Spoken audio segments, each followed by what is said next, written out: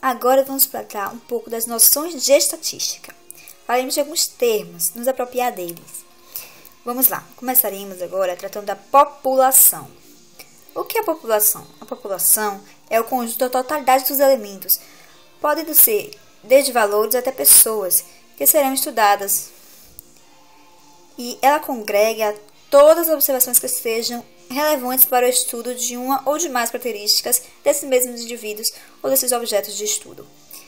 E dentro dessa população tem a amostra. A amostra é um subconjunto que é extraído da mesma. Então, como podemos citar um exemplo? Vocês já chegaram a se perguntar quantos jovens brasileiros pretendem seguir a carreira militar? Quantos alunos estão na sala de aula? Bom, quantos alunos estão na sala de aula até podemos contar. Agora, quantos jovens brasileiros é um pouco difícil, né? Então, por isso temos a amostra. Porque com a partir da amostra podemos chegar a um resultado. Contar quantos jovens brasileiros estariam ou se estão interessados em seguir a carreira militar. Seria um pouco difícil, porque teríamos que ter muita gente. E dentro da população da amostra, temos a variável. O que é variável? É a característica, podendo ser qualitativa, quando os valores não são numéricos, como o grau de instrução, raça, sexo, e quantitativa, quando os valores tomados são numéricos, como idade, peso, altura, número de irmãos, e etc. E as variáveis elas podem ser discretas, contínuas, nominal ou ordinal. Vamos agora definir essas.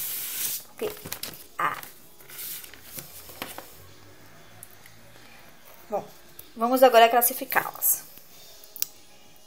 Tem a variável qualitativa, como eu já falei, e ela pode ser nominal ou ordinal. Nominal é quando pensamos em dados que consistem em apenas nomes, rótulos ou categorias, dados não dispostos em ordem. Exemplo, o Estado Civil.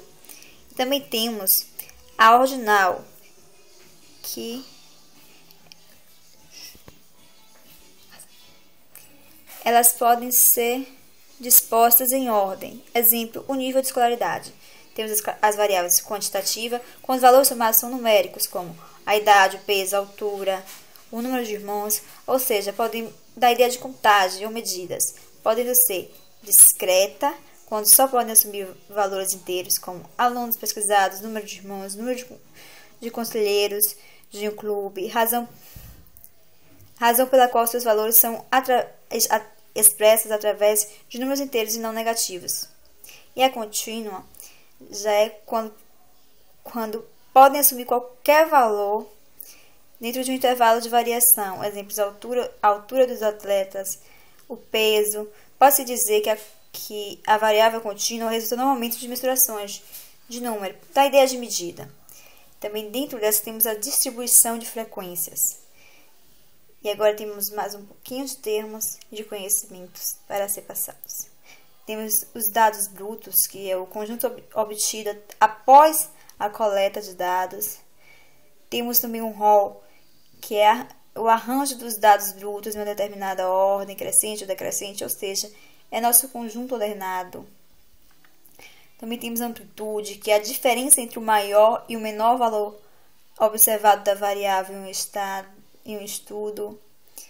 Temos tipos de frequência, o simples que trataremos neste vídeo, que é a frequência absoluta, o FA, que encontramos em alguns livros, que é o número de vezes que o valor da variável é citado.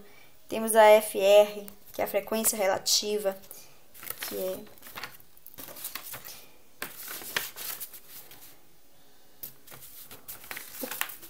o quociente, que é o quociente entre a frequência absoluta e o número total de dados. E dentro dessa frequência, pessoal, temos também a distribuição de frequências por intervalos.